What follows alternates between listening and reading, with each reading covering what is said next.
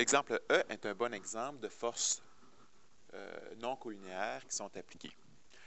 Ici, qu'est-ce qui est écrit? C'est qu'on a une force unique qui est appliquée sur un objet glissant sur le plancher avec un angle θ par rapport au mouvement. Donc, plus bas dans la page, j'ai fait le dessin. Donc, nous avons l'objet. Nous avons la force appliquée qui est présente par rapport à un angle θ ici. Nous avons le sol qui est la ligne horizontale. Donc, ça, c'est la seule force qui est appliquée. Ce qu'on va faire, c'est que pour savoir si l'objet va être soulevé du sol ou s'il va glisser sur le sol, on va tout simplement regarder la valeur de la force appliquée en Y et on va la comparer à la force gravitationnelle. Donc, si on regarde, la force appliquée en Y va être égale à 40 fois sinus de 30 degrés. Donc, on obtient une force de 20 newtons appliquée en Y. Tandis que pour le FG, ben, nous avons une masse de 20 kg fois 9,8, donc fois 10 pour simplifier. Donc, une force de 200 newtons. Donc, ça veut dire que ma force appliquée en Y est plus petite que ma force gravitationnelle. Donc, 20 est plus petit que 200. Donc, on a un objet qui glisse sur le sol.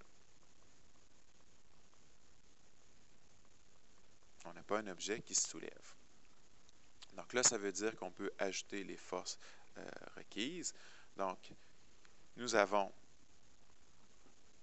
la force gravitationnelle qui est aussi présente.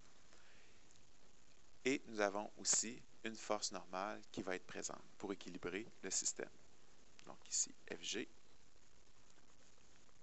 et la force normale. Donc, ce que j'utilise pour résoudre le problème, c'est vraiment un tableau là, pour mes vecteurs, où est-ce que je vais représenter les composantes des vecteurs en X et en Y. Ensuite, je vais identifier mes forces, ma force appliquée, qui est ma force 1. Ensuite, ma force gravitationnelle et ma force normale. S'il y avait une force de friction, je l'ajouterais ici aussi là, dans toutes les forces. En bas complètement, on va avoir la force résultante. Donc, ma force appliquée en X, donc on va avoir 40 fois cosinus de 30 degrés.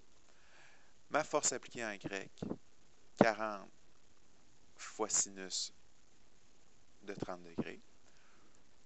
Donc ici, j'obtiens comme valeur, je ferai le calcul tantôt, là, mais quelque chose comme 34.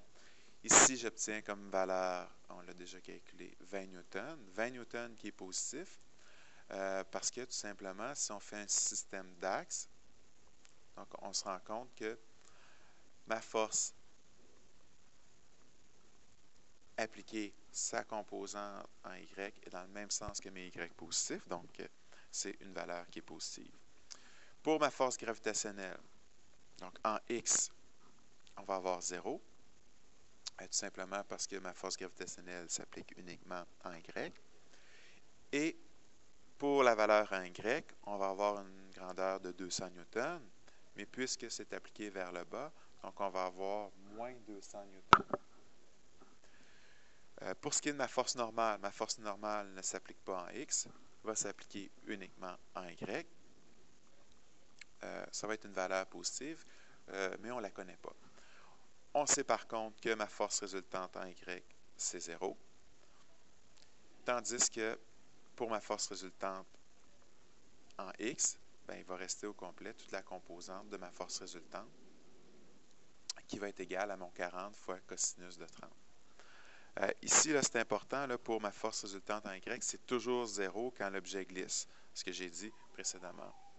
Donc là, il reste à calculer ici la force résultante en X. Et une fois que nous l'avons, donc 40 fois cosinus de 30, bien, on va pouvoir trouver l'accélération en utilisant F est égal à ma et en remplaçant la masse par 20 kg